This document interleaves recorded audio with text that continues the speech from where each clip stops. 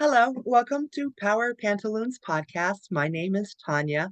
I'm your holistic cancer wellness specialist, and today we have Daniel Garza with us. Welcome, Daniel. Hi, thank you for having me. It's such a pleasure. I'm so happy to have you.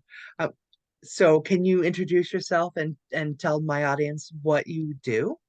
Sure. So my name is Daniel G. Garza. I'm out of Laguna Beach, California.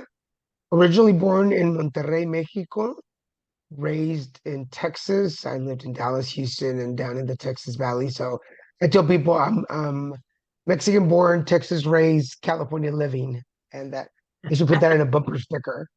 Uh, I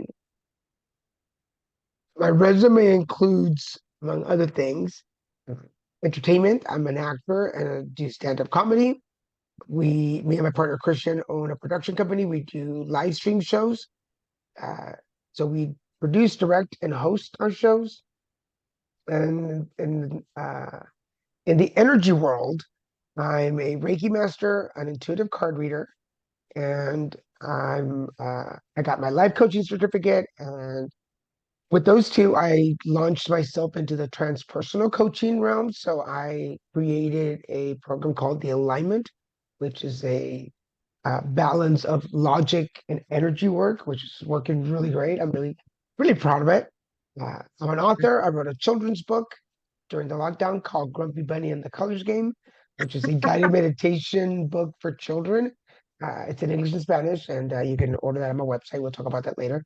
And then in the advocacy world, which is what I'm here to talk about today, is I started my advocacy career in 2001 after I was diagnosed with HIV. Actually, I was diagnosed with AIDS, but I lived with HIV. Yeah, in 2000. In fact, we're recording this. I just celebrated 23 years living with HIV. Thank you. Yeah, it's pretty amazing. I'm an anal cancer survivor. I live with an ostomy. And in some cases, I'm called to talk about PTSD related to mental health, sorry, to health issues. So that's a whole new thing that I didn't know about until actually my 20th anniversary with HIV, that I was told about PTSD to PTSD related to health issues, which is a very real thing. And Yes, so that's part of my advocacy world. that is a lot. That's a lot. Um, so I would love to hear more about your cancer story and how that played out for you and what you did and didn't do or along the lines, how that Yes, went. I'll tell you what catalog to not order the anal cancer from. So uh, anal cancer. So I'll take you back. I was diagnosed. And so for everybody listening, I do stand-up comedy and I do a lot of health-related stand-up comedy, which I go to conferences. So a lot of my jokes are health-related. I just feel like it's easier to process health issues when you're laughing at it and when you're like crying over it. So please take that for anybody listening. I am not making fun of cancer or anybody who has cancer. It's my cancer, and I get to be the butt of the joke if it happens. You get to And process it the way that it works for you. exactly. And making fun of it from the beginning. I mean, what else can you do with cancer but make fun of it? So it starts with me being diagnosed on Cinco de Mayo. I was diagnosed on May 5th, 2015. So in part of my comedy, I tell people I'm so Mexican that I got diagnosed on Cinco de Mayo. And to top it off, it was a Taco Tuesday. It was Tuesday, Cinco de Mayo. So I think it should be a national holiday now. I just personally like I had push it my over. hysterectomy on a Cinco de Mayo. I feel like if that's gonna happen, like the nurses should be dressed in sarapes and sombreros and bring you nachos to the room or something. Something like it should be memorized somewhere. But yes, but you talk about the journey. We most of the time, as I'll say we most of the time talk about diagnosis on the day we were diagnosed. But my cancer journey started about a year before when I was starting to have some issues. And this cancer doesn't happen overnight, folks. It's Oh my not God. that quick. And we know our bodies, and I got clean and sober in 2007. So by 2014, I was sober 7 years. I've been living with HIV for 14 years. 14 years, yeah. And so I knew my body, and I started spotting and getting bloated and stomach issues. And um, so talking to my doctor about some of the symptoms, I kept being misdiagnosed. There were always other things that could be. Well, it could be that because you're Latino, your diet is causing that. So, okay, well, let me adjust my diet. Or because you're gay, um, maybe sexual activity is causing irritation and such. So you adjust that.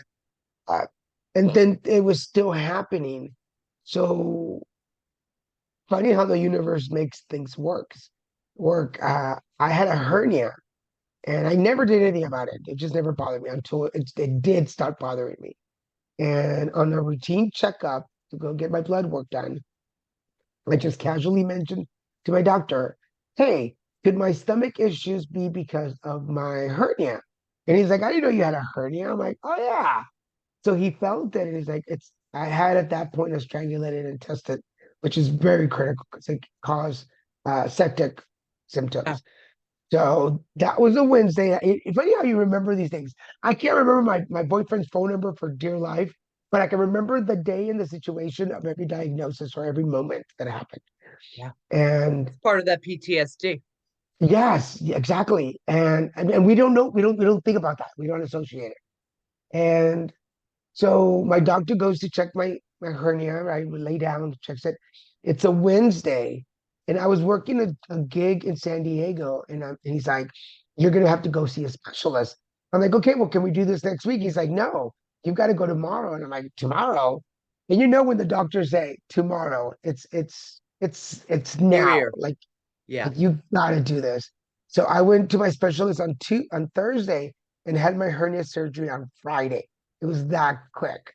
And so we're like, this should fix everything. I should be 100% now. Uh, they normally give you pain pills because the pain from the hernia surgeries are very painful. And it was in my groin. So it was very hard. I mean, you walk. I couldn't walk for 6 weeks. I was bedridden for 6 weeks. And Wow. I go back to the doctor, and I'm making this longer than it has to be, but um, go back to the doctor, and he's like, so how are the issues? Did the spotting stop? Could you go to the bathroom again? And I was like, no. And he's like, oh, well, the pills we gave you, the pain pills cause constipation. So that could be it. And I looked at him, I go, I'm not taking the pills because I was already taking pain pills for my arthritis. And the pharmacist said, don't double take because that'll be dangerous, particularly for a recovering addict like me. He's like, don't do it Yes. because they Yeah. get you. I was like, okay, cool. So I didn't take them, not for the pain, but because of the fear of relapsing. And Which is very valid and very real. Yeah. it's Like, part of my reality. Yeah, it's part of my cancer journey, and I have to include that in there. So I go back to my doctor, my regular doctor. And, no, I go back to I'm in the checkup, and he goes, well, something has to be like lodged up in there. And I'm thinking, is my ex up my butt? Like, what happened?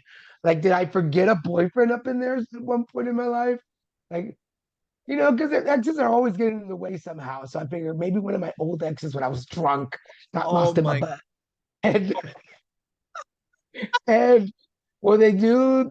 This is the dreaded thing, and then this is a little bit of the PSA part of cancer is most men are afraid of the probe test, which is basically they take two fingers, put it up your butt, and see if they can feel anything.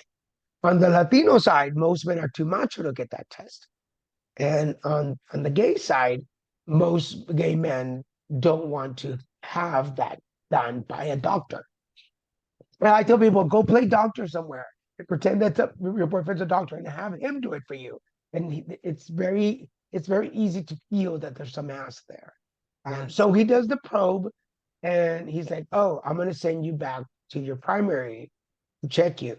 And when he said, "Oh," I knew something was up because my primary saw me the next day, and he did the probe.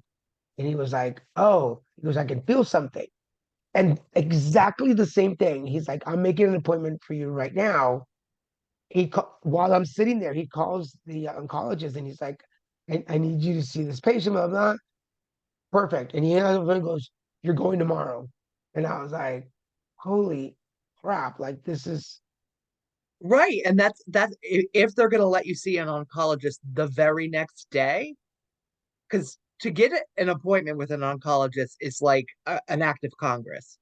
If you if you call to try to make an appointment with an oncologist, you it's not going to happen. It's just not going to happen. You have to be referred, and it's 6 weeks out. It's 3 years out. Like it's not a next day thing. So that and yeah, that was a big clue. yeah. And I started thinking, I said, man, my butt hasn't been this popular since I was in high school. Like, I'm going. So I go to the oncologist and he does the protest too. And there's a whole other story there. If we have time at the end, I'll tell you that story. But he does the test and he's like, oh, he's like, I can feel something. There's something there. And poof, right away, my head went. I was like, I have cancer. Like I have cancer. I know I have cancer. And everybody around me was like, don't call it.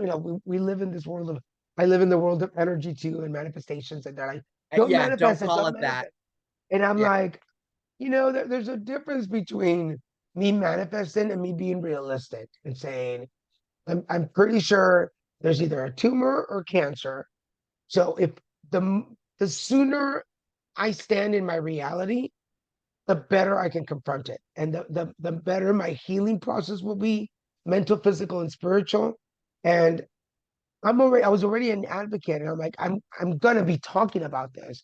So I want to make sure that I come to it from a healed place mentally so that my body can heal physically. And then my spirit is like, okay, we're all in this together. And I'm not trying to separate my spiritual from my physical, which I believe is really bad for the healing process. I agree.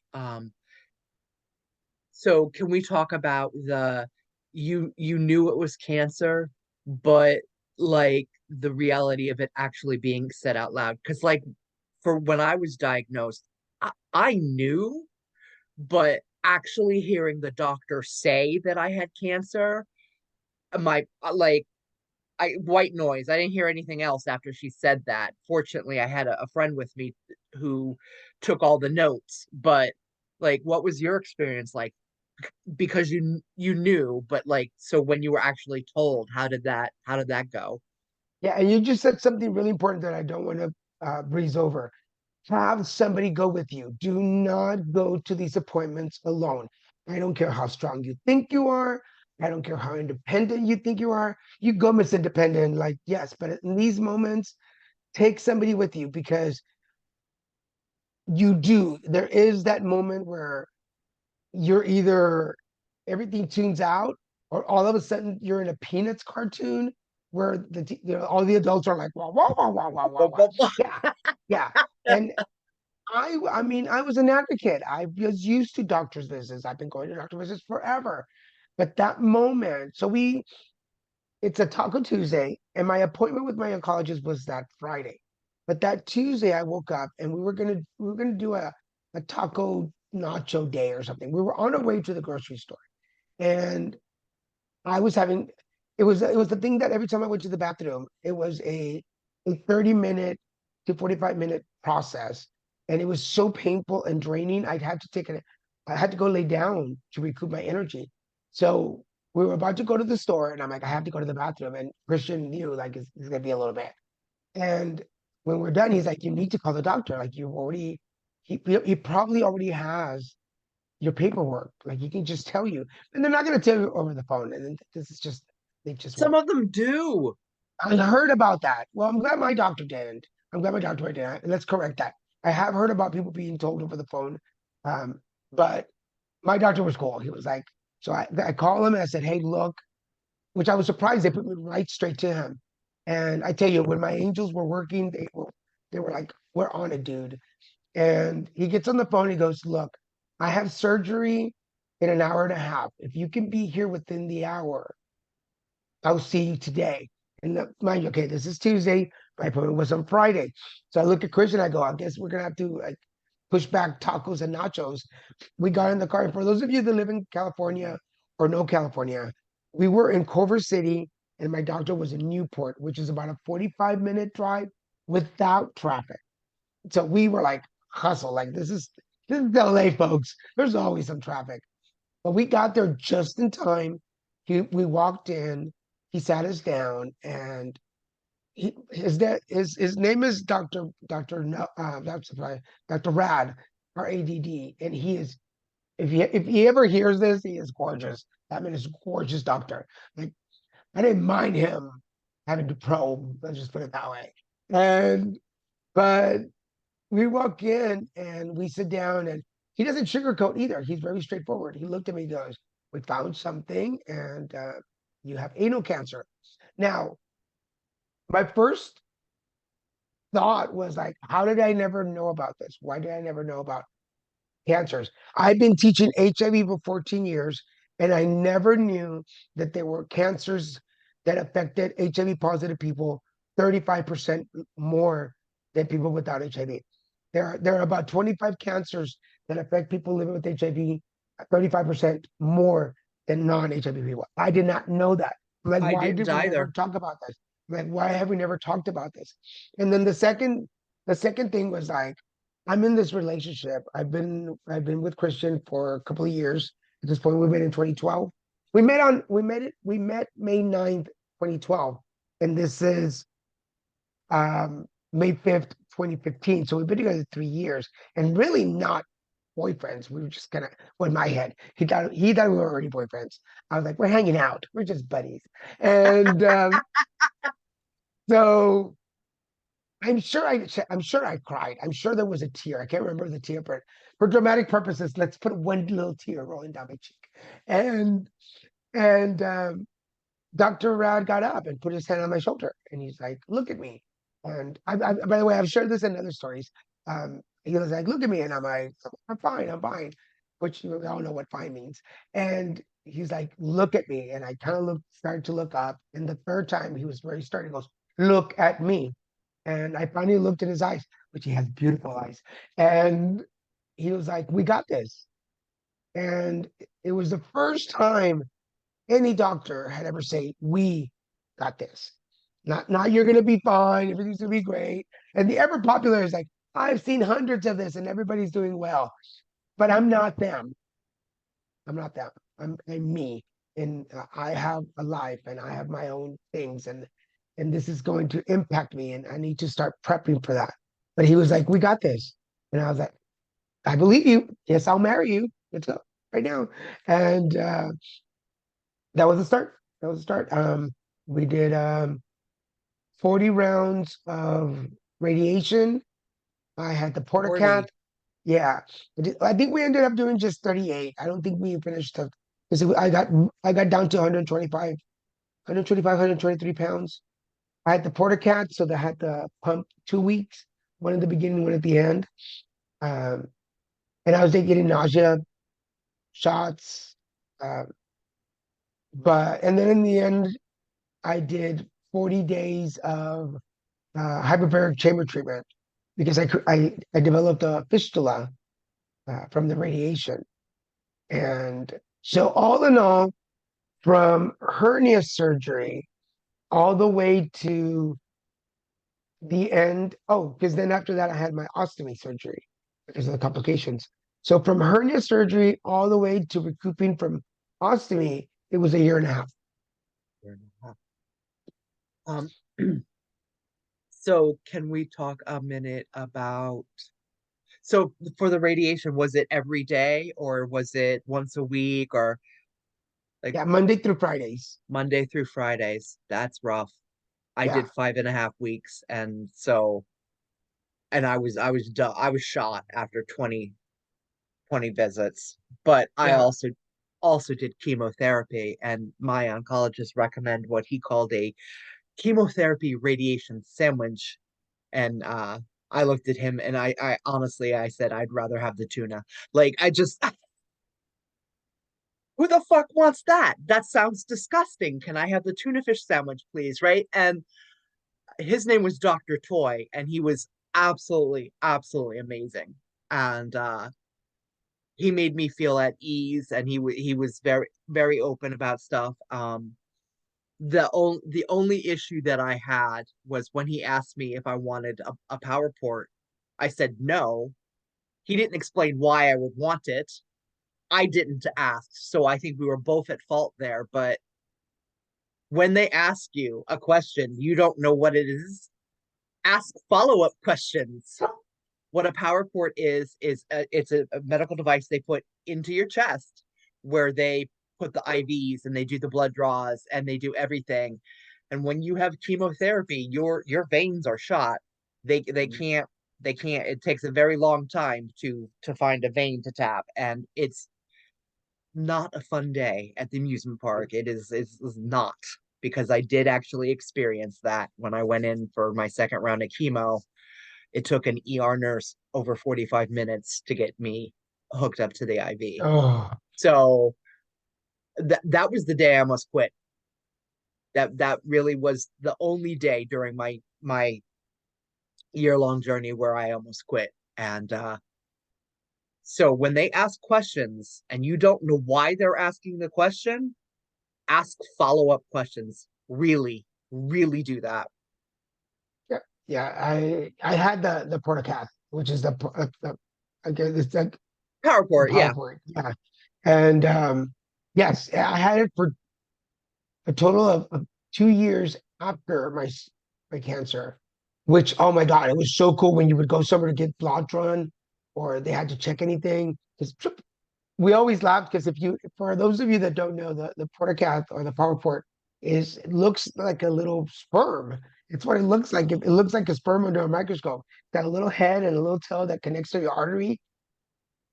And when they give you um, pain medication that they can inject, as a recovering addict, let me tell you, it is so delicious for them to like say, here's the what's the medication? I always forget the name of the medication. That's what the brain does. Um, but they would put that painkiller into my veins, and it would be like about 5 minutes, but I could feel the warmth coming over my body and be like, oh, like, yes, this is delicious. So as a recovering addict, I do not recommend doing this at home. Do not do this at home, folks. But like a couple of weeks of that because I was in the hospital for no 8 days, 8 days, and they would do that. It was just like so warming, so good. But yes, if you're listening to this and they give you the option, it's an extra surgery, but you will be grateful that you got it because Yep, yes, your veins are they hide from you after chemo. they do. Um, it is an extra surgery, and the day that I went in to have my port put in, the nurse came up to me and she's like, "Hello, my name is Nancy. I'm your cocktail waitress." And I loved it. I was like, "Fantastic." And at that point, I did already have Big Toe. We talked about Big Oh, Toe a little bit. So Big Toe was my comfort item. A friend of mine gave him to me on round two of chemo, and he went through all the rest of my chemo and my radiation with me. He's been to a couple of surgeries and pretty much everywhere for the first 5 years, right? I he was my like security blanket, honestly. And so I asked her, I said, Big Toe needs to come in. And she's like, okay, we can do that. Can I borrow him for a minute so I can prep him for surgery? She comes back and he's in a Ziploc bag, right? Like they sterilized him so that I could have, they gave him his own bubble. It was great. nice. I mean, who says our toy animals don't need their own uh, prepping? They're part of the journey. They hold that energy. They hold that energy for us. I, right. When no one can be in the room where you get irradiated, it's really powerful to have a comfort item. And as adults, we are allowed to have comfort items. We are allowed teddy bears. We really, even if they're blue and look like a toe, or actually a tooth, or whatever he looks like, right?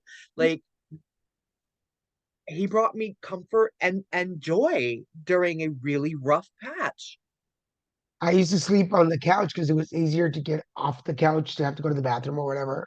Um, And I had a teddy bear that I had with me since Houston, and he went through all that with me, and now he's put up. Once I was done, once was after my 2 years after cancer, he was put up. I was like, okay, you've done your job. You can rest now. So he's in the closet with my Kermit the Frog. I have a Kermit the Frog that I've had since I was 5 years old, and they're both. I'm like, you've done your job as my companions. You get to rest now. So they're in the closet sitting. uh, Big Toe started a little cult because he went everywhere with me, and he may or may not have flirted with waiters. We're not going to talk about that right now, but anyway, he developed his own little personality, and I would talk for him and everything, and so people started giving me more because like he's an ugly doll, right? And at the time they were really popular, so I have like 50 of these little bad boys, right? Oh, how cute. And a few years ago, I started regifting them when people told me that they were having a rough spot medically. I'm like, here's your stuffy. I don't need Yeah, them. I don't need an army of big toes. I need the original guy and the second one. But everybody else is allowed to be regifted and rehomed so that you know Big Toe's little legacy can go on, right? Like, yeah, yeah, having things to provide comfort is super, super important. yeah. I was given. I'm not a. I had a little hat, and I don't remember where I got it. I think it was at a conference or something. I just got this cute little red hat, little beanie, and although I was diagnosed basically during the summer, which here in Southern California, like you don't need that right now as during the summer. But in the mornings when we would go to radiation, it was chilly. If anybody knows Southern California, summer mornings and summer nights are not hot. They're cool. And so I would put them on because I was really skinny. And the I don't remember, and I'll have to go back and remember so I can put it in my story. But the organization that I was the conference found out about my cancer and sent me a box of beanies. And I'm like, what am I supposed to do this? Well, obviously, it was like those were for sharing. So I would go and like I would take one with me. I think there were 30 total in the box, but every day that I would go to radiation, I would take one with me. And I would give it to somebody. Like I would hand them out to one person, which has now become a tradition for me. Like there's always something that I like to give out. Now it's little stone hearts um, that I hang out. But anyway, yes, it's again talking about the spirit when you're going through cancer. I believe that the fact that I didn't make it all about me in that moment helped my spiritual healing. Um, which helped my mental because I was still being of service. I was still being an advocate, and that helps your body. I believe when your spirit is at peace and your mind is not in bankrupt, your body will heal because it doesn't have anything else to worry about but healing. And I honestly believe that it's not a alternative to medications, folks. It's just an and to medications. I firmly believe that when you're navigating something difficult like this, the first thing you have to do is get your mind right. And then, you know, obviously do what your doctors are recommending, unless you radically disagree with it, then go get a second opinion. If you don't, Yeah, if you're not, if you don't, if something about it bothers you, then have a second and or a third opinion about it, but you should absolutely be in alignment with the treatment plan, and you can add to it. You could add whatever holistic stuff you want: the Reiki, the crystal singing bowls, the grounding, the aromatherapy. You can add any of all of that, whatever you want, but you really need to also be following what your oncologist is telling you to do. yeah, I absolutely believe in the power of plant medicine. I've been studying herbs for over 40 years, but I also took the chemotherapy and the radiation that was recommended, and yeah. obviously had the surgery to remove the damn cancer. Like, so there are times where you need to use the allopathic with the holistic, and Yeah. I had diagnosis like this is several, one. yeah, I had several friends record 5 minute something. And I was like, you can either tell me a story, you can do a guided meditation, you can tell me jokes, like whatever you want. I had several friends do that and send them to me, and I had them on my phone. And I knew in the car driving where 5 minutes before I got to radiation was. And I would put on my earbuds, and Christian knew this. He would be driving, and I put my earbuds on, and it would be 5 minutes before I got to radiation. Um, that I would listen to my friends. One of my friends was in my ear 5 minutes before, and they were all because they were like, "What can we do?" I'm like, "There's nothing really you can do right now," because I wasn't eating much, and I really all I wanted to do was sleep, and I wasn't going anywhere. And there were only Yes. very particular things that I was eating, and I was like, "Okay, you can only bring me so much ginger ale and crackers." I had ginger ale and crackers in my pantry for like a year. And I was like, "Please stop sending me crackers and ginger ale." And but I was like, "Hey, tell you what, here's something you can do if you want to be part of my journey. Just record it on your phone and message it over to me." And Amazing. 5 minutes before, I would hear one of them. I would just randomly pick one, and they were right there with me through the healing process. And when they were saying like, "I wish I could do more," I'm like, "You have no You have idea how no much." idea. Right. Exactly. That's so much. That is such a valuable gift that they gave you with that. I wish I had thought of it. That is brilliant. Yeah. Absolutely brilliant. So now when folks come to us about what should I do before I start, I think a lot of folks expect all the technical medical stuff, but I'm like, look, your doctor will prep you for that. Your doctor will tell you what you need to do personally to get ready for your radiation or chemo or surgery, whatever's going to happen. But I can give you the stuff that like nobody remembers, like starting your wish list. I know if you're an Amazon person, I am. If you're an Amazon person, start your wish list on Amazon.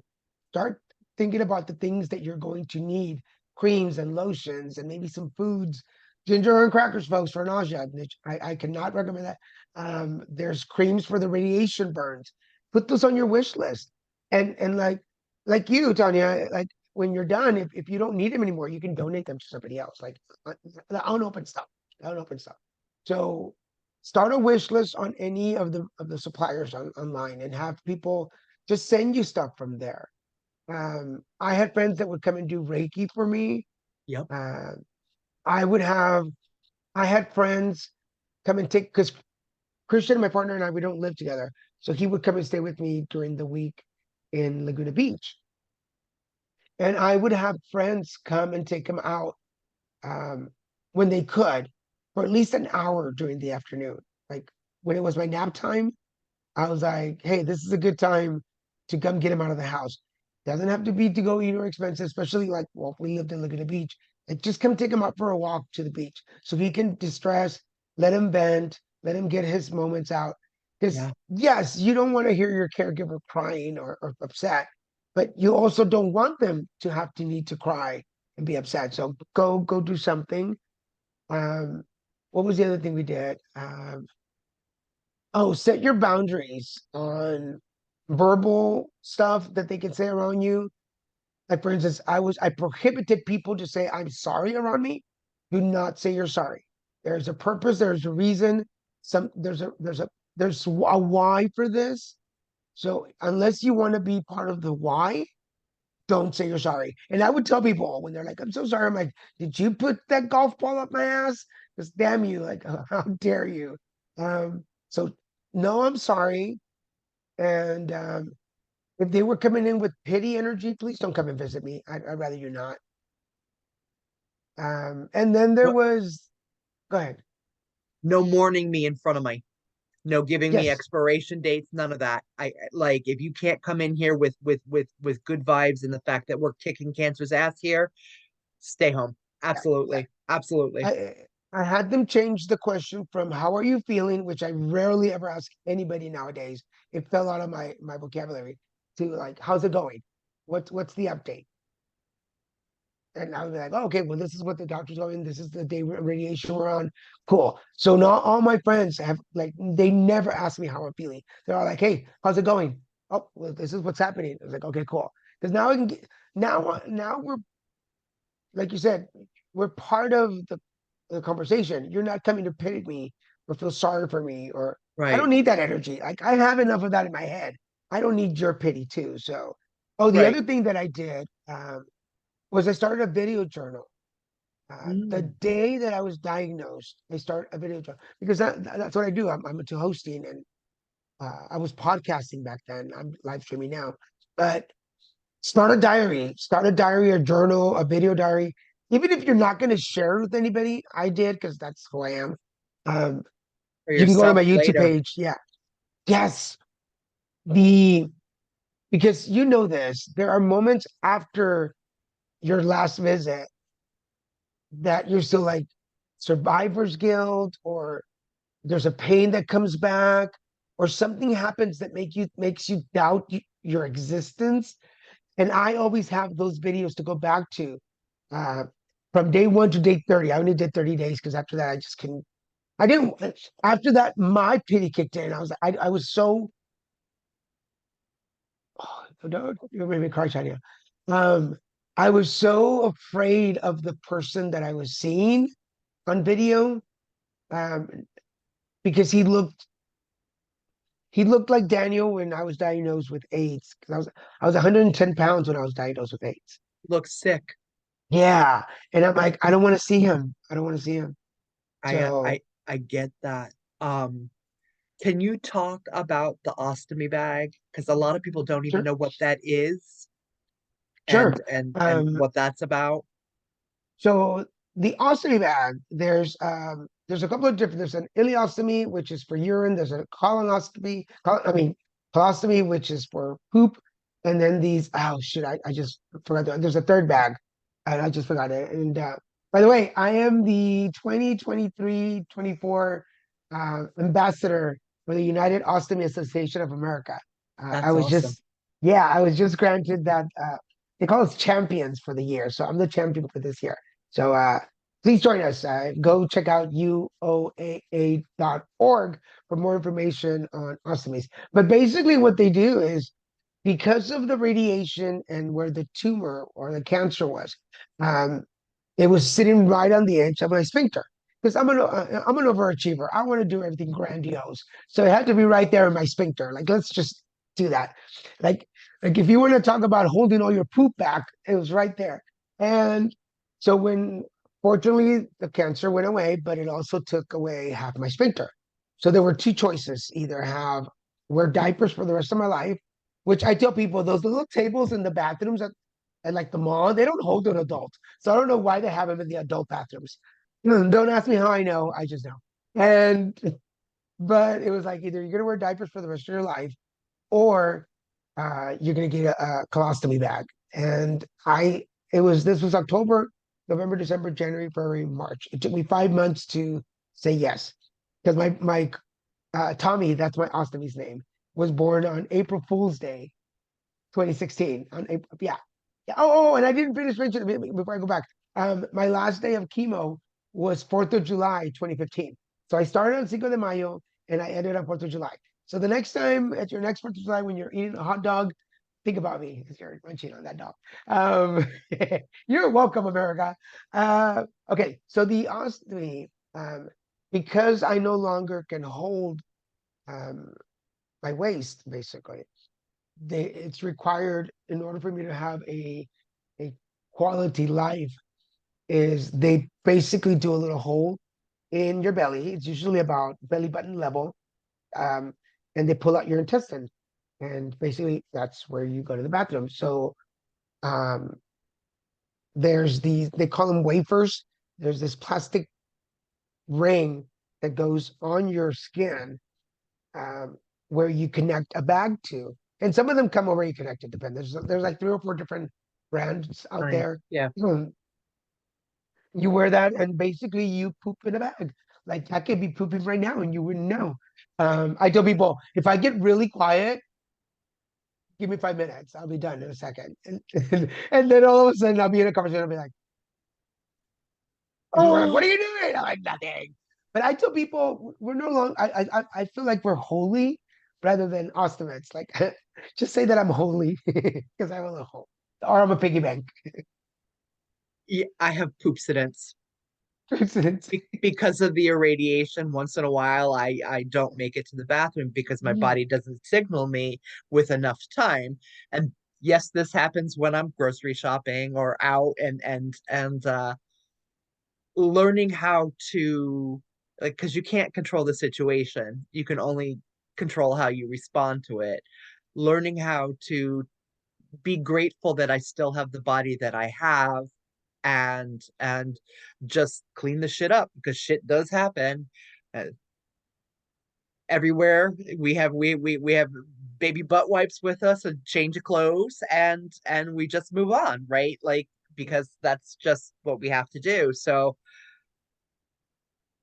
training myself to understand that, you know, I still have this beautiful body, and if I'm lucky to get old enough to be pooping in diapers at some age, right? Like, that's that you start in diapers, and if you're lucky, you end in diapers. So, like, it's a mindset thing. So glad you said that. It's it's changing. No pun intended. It's changing the way you think from but to and is I can go with you to the grocery store and I'll pack an extra set of clothes just in case. Yep. Because I feel like when we say, like for instance, in your case, I can go to you with you to the theater, but I need to pack. It becomes a chore. It becomes like From I a have pun. to I get to. Yes, to like it's not. I'm not being punished for having an ostomy. It was not a punishment. That the punishment would have come had I been bitter and angry and sad and blaming the world and God and the universe. By the way, I was raised Catholic. I still believe in God, but I also believe in the universe and my chakras and alignment. Uh, and I'm very blessed and I'm a very spoiled person by the universe and God. I get to do a lot of really cool things at 52. And I'm living with HIV and I'm a cancer survivor and I have an ostomy. And because of that, I just became the new spokesperson or the UOA, which is amazing. And I get to work with some really amazing companies that send me across the country to tell my story. And I get to sit with you this morning and share my story. Although for the folks in there, I almost forgot because I didn't set an alarm. But and yes, sometimes I feel sad. And yes, sometimes I feel like crying. And sometimes my energy is not even 50%. And I get to lay in bed Yeah. and I get to live my life the way it is now. There's if I can share this with you because we're going to run out of time, but um, there's a mantra that I've created over the years and that I say every morning when I shower, and it starts with I say I stand in my reality, balancing faith and fear, committed to myself, listening to the world with my heart, speaking the truth to me and my fellows, realizing my dreams, reaching my goals, and manifesting the most divine version of myself. And I say that every day. You can adjust this to you folks. You can listen to this Beautiful. again, adjust it to yourself. But it starts with I stand in my reality. What is my reality today? Not, well, yesterday I felt great. Why am I not feeling great today? Because yesterday was yesterday. Today is today. Our body does weird things and you never know. Um, but I stand in my reality, and my reality today is that I am Daniel G. Garza. I am 52 years old, and I live with HIV. I'm a cancer survivor, and I have an ostomy. Plus, I have some mental stuff, and I get depressed once in a while, and like all these things.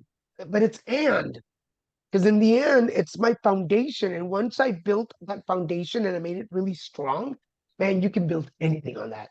Anything.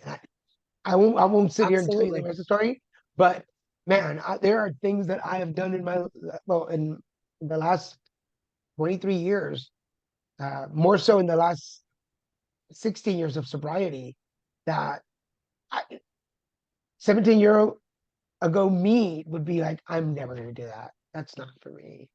That's not. Right. Um, I want to circle back to the Amazon wish list. Um, Something that I learned about, going into the hospital and having a port is you want pajamas that button down so that you can easily have access to the port. You don't want anything pull over.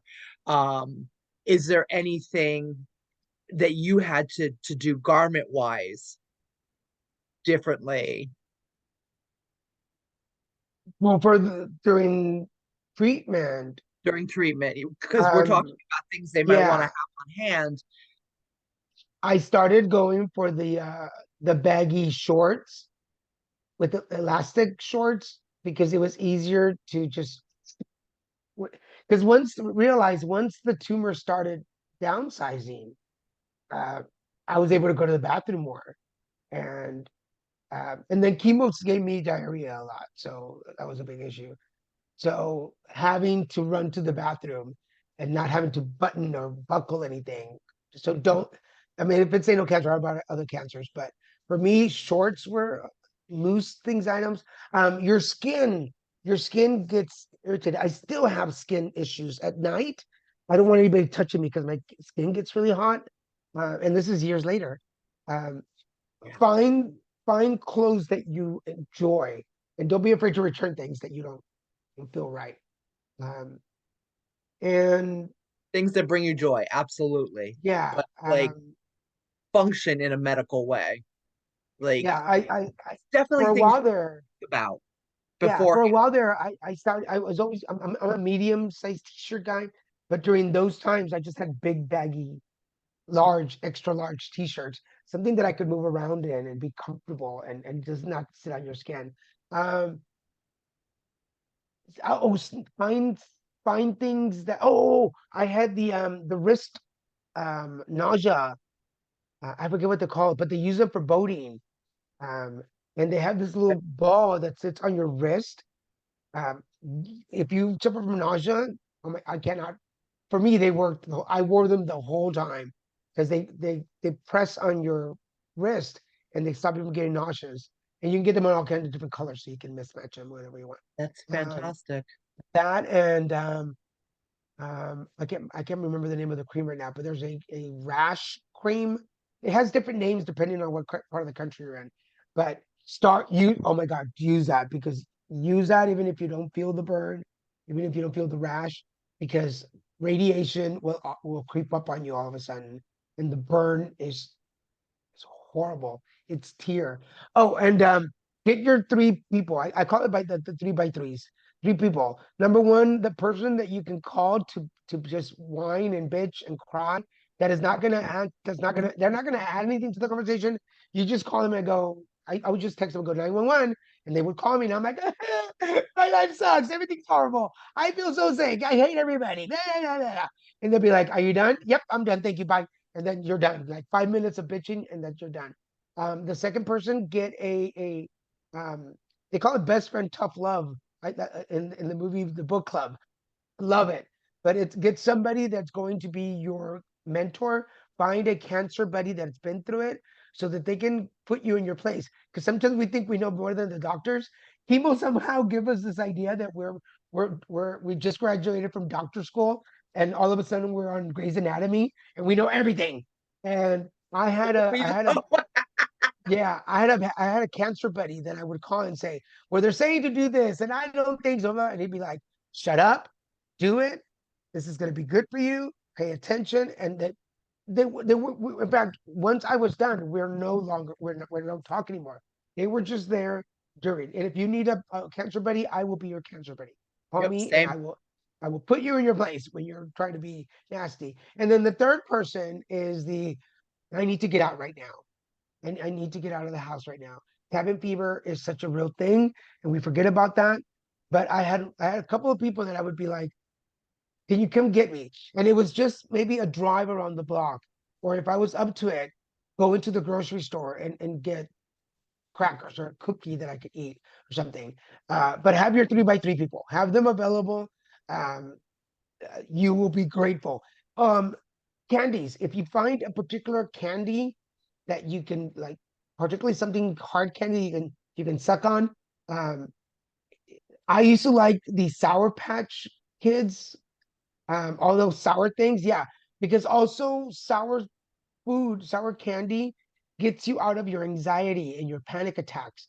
So if you feel starting to get really anxious or frustrated, pop one of those in. I guarantee you, you will forget about what made you anxious because that Sour Patch Kid will be like, yes. Um, Yeah. and then that's an anxiety and depression tactic that also works for cancer. And we could talk about the fact that your taste buds change, the way you smell changes, and when they tell you not to bring your favorite perfume anywhere near yourself while you're going through this, they Yes. mean it. I can no longer, like, even 16 years later, if I smell the amber musk smell, I start to like gag, and it was my favorite scent forever, Yes. and now I can't and it's 16 years later and I still can't smell it. They told me, my cancer buddy told me, um, before your first round of chemo or radiation, eat your favorite foods. Do not eat them during because it will change the way you taste them. You know that up until today, oranges used to be one of my favorite fruits. Up till today, we can be eating the same half orange, and you're like, oh my God, this is the sweetest thing on earth. I will sell my soul for it. And I'll be like, this is the most bitter thing I've ever tasted. Oranges have not come back every once in a while. And there's really no smells because I stopped people from coming around with smells. Garlic used to be one of those things. Oh, bleach is a thing. Christian, I lived in a small apartment and he decided he wanted to be nice to me and clean my Clean bathroom. everything. Oh God. And he used bleach and it woke me up and I was so sick. I was like, what are you doing? And there was no real vent, you know, the little apartment complexes. There's no vent. But to this day, bleach just like, ugh. Like I Yeah. walk into anywhere and I'm like, did y'all use bleach here? I gotta go. That's my only little thing, but yeah. Yeah, and it like, it's a real thing. The smell and the food and the taste and all of that, it really does change things. Yeah. And I'm gonna throw this one in there before we go. Relationships change. If your partner is your caregiver, let please go to therapy. Have them go to therapy because the after when it's time to return to partner status, it's more difficult for the caregiver to return to the old place than it is for the patient because we're ready to go out into the world. They still want to take care of us. So seek any kind of therapy that you want, psychologists, psychiatrists, support groups, whatever it is, but have them talk to somebody. Um, you're I, I've seen this more than not. You're gonna lose some friends. Some friends just cannot handle your cancer journey and mourn them, wish them well, and send them off. I lost several, more than a handful of friends during cancer that they just never came back. And some of them have tried after all these years. I just can't. I'm like, no, like, not because I'm mean or don't. I mean, I loved them at the time and I cared for them, You're a but different person. yeah, I tell them I grew through my cancer without you, and I found a new version of me. And then, but then on the other side, you're going to be so amazed at the people that step up. There's going to be people if you're like me on social media and post everything, people come out of the workworks and goes, "What can I do for you? What can I send you?" And there might be people that you never talk to, that you never really acknowledge because they're not in your circle, immediate circle. But I had, like I said, I had people sending me stuff. All of a sudden, one time I said I had a pear and it tasted so good. I had somebody send me a box of pears, and I was like, "Where did this come from?" We never knew who it came from. We never knew who sent them. But Didn't for matter. yeah, energetically for everybody that walks out of your life during your journey to find their own journey, remember that they're finding their own journey. For every person that walks out of your journey to find their own, somebody will come into yours. Yep. Let them go in love, Yeah, because they just are not equipped to handle it, and that's okay. you and it took me a little bit for me to be okay, but and then for those of you intuitives out there, if you're an energy worker, if you are whatever your gift is, it's, it gets better. Like people don't know this, but because you are free from the tumor, the cancer, because you're living a life with less pain, your mind can process all that energy better. And I just got chills. I can honestly say that my gifts have grown so much from cancer to now. I was already practicing 3 years by the time I had cancer, and I was still doing card readings during my treatment. I would take clients over the phone while I was sick, and my then Reiki teacher would tell me is like that's what's making you stronger is that you're allowing other people's energy. You're allowing your energy to be of service, so it comes back stronger and helps you heal faster. So if you don't have to stop, don't stop. If people tell you, oh, it's going to waste your energy, you need to take care of yourself. You're like, hey, being of service to to the world is part of my recovery, and I can do this. Don't overdo it. Don't overdo it. I overdid it sometimes. Don't overdo Right. There are those of us that are going to do that. I it. really appreciate you coming on the show today, Daniel. And I'm going to make sure that we put your contact information in the show notes so people can find you and hear more about your service, your advocacy, and stuff like that. My pleasure. Thank you so much. I mean, we've only known each other for a little while, but I feel like I've known you for so long. Uh, so I appreciate. Our stories have a lot of similarity. Our cancer journeys definitely have a lot of similarity. Similarity. Yes, words don't always work. So I really appreciate you. Thank you. My pleasure. Thank you, and thank you everybody for listening. Y'all be good.